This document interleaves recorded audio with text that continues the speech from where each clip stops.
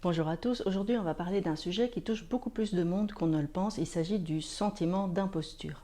Peut-être avez-vous déjà pensé, ressenti, ah voilà, je ne mérite pas d'être ici, je ne mérite pas le succès que j'ai, ou bien ils vont découvrir que je ne suis pas aussi compétente que je n'en ai l'air. Eh bien sachez que ressentir cela ou penser cela, c'est quelque chose d'assez commun et ça touche beaucoup plus de monde qu'on ne le pense. Pour ceux qui ne me connaissent pas, je suis Sylvie Timmers, je suis coach MCC, formatrice et superviseuse de coach. J'ai une académie de PNL qui est affiliée à la NLP University qui s'appelle Spiral Academy et j'ai aussi un cabinet de coaching qui s'appelle Business and Soul qui délivre du coaching et de la supervision. Personnellement, ce sujet me touche énormément et en tant que coach et aussi en éditant ces vidéos, c'est quelque chose que je ressens régulièrement, d'être pas à ma place, d'avoir peur d'être découverte, etc. J'ai un parcours qui peut paraître atypique, je suis dyslexique, j'ai pas eu un parcours scolaire très facile et comme je viens d'une famille de médecins, de professeurs d'université, etc. Eh bien, quand j'ai quitté mon travail de salarié, de cadre dans des grosses entreprises où j'avais déjà eu du mal à faire ma place, eh bien mes parents et tous mes amis m'ont dit mais c'est pas un vrai métier. Peut-être que si j'avais fait un doctorat en psychologie, j'aurais eu plus de crédit. Enfin, je sais qu'aujourd'hui, beaucoup de coachs ressentent ce même sentiment d'imposture, ce doute constant sur leur légitimité. Alors, commençons par définir qu'est-ce que c'est le sentiment d'imposture. Eh bien, c'est cette impression d'être un fraudeur, de ne pas mériter le succès malgré les preuves éventuellement objectives de compétences. C'est l'idée aussi de ne pas mériter entièrement le poste, la fonction. Et encore, c'est la crainte d'être découvert, en fait, d'être jugé, d'être rejeté, etc. Potentiellement, ça touche tout le monde, y compris et même peut-être surtout des personnes qui ont du succès.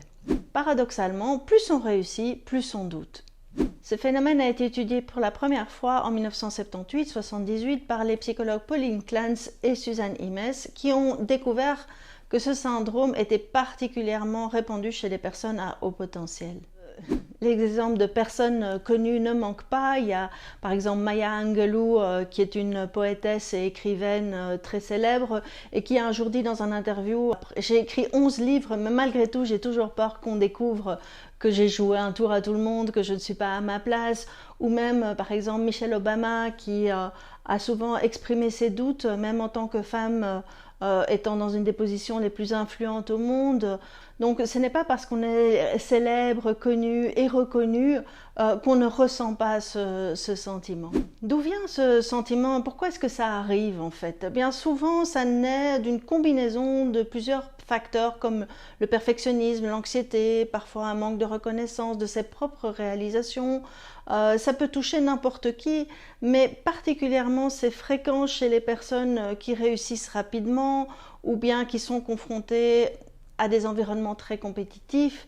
Donc ça peut provenir de diverses sources, certainement le perfectionnisme qui nourrit évidemment ce sentiment-là, les attentes familiales aussi, l'éducation, les modèles qu'on a reçus, les messages, la comparaison constante avec les autres, aussi nos expériences, nos traumas éventuellement. C'est aussi évidemment terriblement lié à notre culture et à notre histoire parce que les femmes sont beaucoup plus touchées que les hommes. Il faut dire qu'avec des siècles, des millénaires de domination masculine, l'autorisation de la réussite pour les femmes est aujourd'hui encore bien fragile.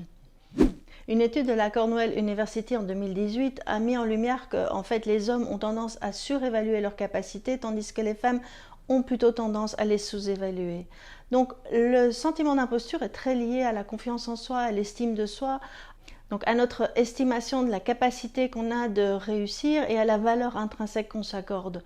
Le sentiment d'imposture touche beaucoup les personnes qui sont atypiques, qui ont parfois des parcours qui sont semés d'embûches, qui ont plus de difficultés à accepter et à faire accepter leur singularité. Bon, heureusement, il existe des solutions. Comment est-ce qu'on peut surmonter son sentiment d'imposture? Il y a quelques pistes, je vais vous en donner 9. Tout d'abord, reconnaître le problème. Admettre que vous ressentez ça, c'est déjà un grand pas. Reconnaître que c'est très courant et que tant que ce n'est pas complètement paralysant, ça a peut-être aussi un côté positif. C'est ce qu'on appelle l'intention positive. Ça permet par exemple de garder une certaine humilité, de chercher à s'améliorer, à progresser. Deuxièmement, on peut aussi revisiter ses réussites, prendre le temps de faire une liste de nos accomplissements, de les relire régulièrement pour se rappeler que c'est pas par hasard qu'on en est là. Enfin, on peut créer même un journal de réussite dans lequel on va noter quotidiennement ou régulièrement ses petits succès. Enfin, troisièmement, je dirais travailler ses affirmations positives, travailler en fait son dialogue interne, reconnaître qu'on a des qualités, et des défauts, mais se donner des messages positifs, c'est vraiment très important. Pouvoir se dire, ben, j'ai fait de mon mieux, comme on dit dans les accords Toltec. Quatrièmement, c'est en parler aux autres. C'est très important de ne pas rester isolé, enfermé dans ce sentiment d'imposture, mais en parler à des amis, à des collègues, peut-être à un coach, et vous verrez que ce sentiment est très partagé, et ces personnes vous aideront à relativiser. En plus, se faire coacher vous aidera à déjouer certaines croyances limitantes qui sont franchement dans le chemin. Enfin, cinquièmement, vous pouvez apprendre à accepter les compliments. C'est très étonnant de voir combien les gens refusent les compliments. Donc, quand quelqu'un vous félicite, plutôt que vous justifier ou de minimiser, apprenez à simplement dire merci. Sixièmement, je dirais se fixer des objectifs réalistes. Accepter que vous ne pouvez pas être parfait tout le temps et qu'on ne peut pas être au maximum. Se fixer des objectifs atteignables et être indulgent avec soi en cas d'échec. Enfin, septièmement, déconfusionner les niveaux logiques. Bon, c'est un peu technique, mais en fait, ce que je veux dire par là, c'est de ne pas confondre ce que je fais, c'est-à-dire le niveau du comportement, avec qui je suis, le niveau de l'identité. Huitième possibilité, c'est se donner le droit d'échouer. En PNL, on dit qu'il n'y a pas d'échec, il y a seulement du feedback. Et comme disait Nelson Mandela, je ne perds jamais, soit je gagne, soit j'apprends. Donc apprendre à accepter que l'échec fait partie du chemin d'apprentissage est vraiment très important. C'est d'ailleurs très étonnant de voir qu'aux États-Unis, quelqu'un qui n'a jamais eu d'échec est considéré comme quelqu'un qui n'ose pas, alors qu'en Europe, on essaye de minimiser ou de cacher ses échecs parce que c'est honteux, entre guillemets. Enfin, neuvièmement, s'accorder le droit de ne pas être parfait, s'accorder le droit de déplaire, faire quelque chose, même si c'est pas parfait, eh bien c'est toujours mieux que de ne rien faire. En tous les cas, c'est ce que je me suis dit il y a 3 ans quand j'ai commencé ces vidéos, et c'est sûr que je trouve que celles que je réalise aujourd'hui sont mieux faites que celles du début, mais ça fait partie du processus d'apprentissage. Pour conclure, je dirais que le sentiment d'imposture est quelque chose d'une expérience humaine totalement normale et très fréquente.